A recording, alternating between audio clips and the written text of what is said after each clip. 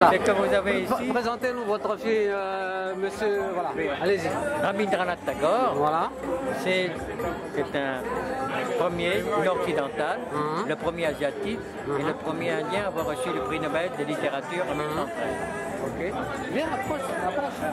Voilà, allez-y. Tagore, non seulement il est poète parmi les poètes, mais également il est, comme vous avez pu voir sur l'affiche là, il est spirituel, il est philosophe, il est scientifique, il est visionnaire, il est précurseur, il est écrivain, il est pédagogue, enseignant, formateur, chanteur, musicien, dramaturge.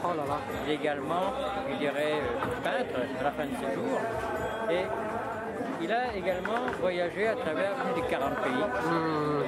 À travers ces pays-là, il parlait déjà à l'époque sur la pédagogie, sur la dimension de la femme à travers le monde et à travers la société, mais également sur ce qu'on appelle encore aujourd'hui, et un des pionniers a parlé sur le rapprochement entre l'Orient et l'Occident, mais également sur le dialogue des cultures et des civilisations. Alors ces ouvrages ont été traduits dans plus de 40 langues, et ces langues-là, dans 60 langues, excusez-moi, mais ces voyages ont été répartis à travers 40 langues, à 40 pays, entre 1912 et 1932.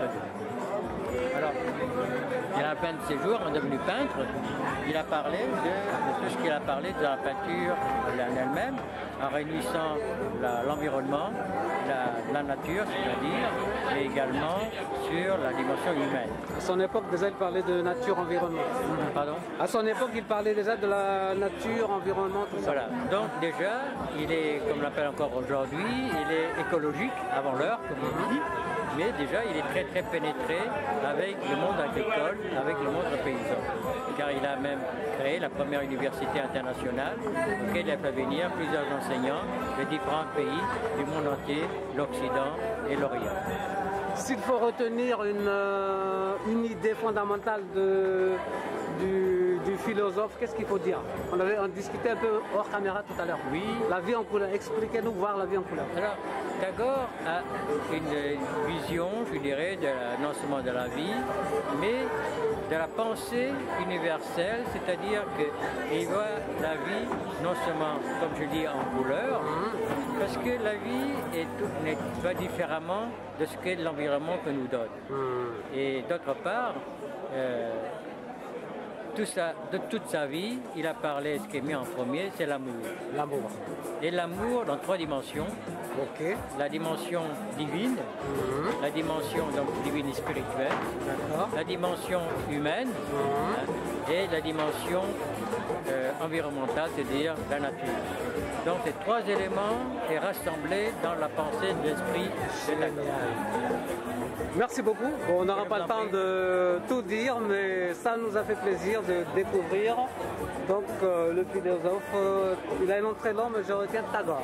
Voilà, c'est Rabindranath Tagore. Voilà, vous le connaissez si bien. Tagore, Rabindra d'abord, c'est un prénom. Tagore, c'est nom de famille.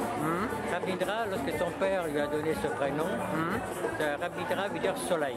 Ah, merveilleux. Alors, il a dit, comme lui, tu iras de par le monde et le monde sera illuminé. Waouh! Et c'est pour ça que ma démarche, à travers l'association que j'ai fondée il y a 10 ans, et Tagore Sangam, a pour but et pour l'objectif de faire découvrir, connaître et aimer Tagore. Parce que c'est un personnage non seulement qui mérite d'être connu, mais qui mérite d'être découvrir et de connaître, mais d'être aimé, car c'est un personnage, je dirais, unique en son genre.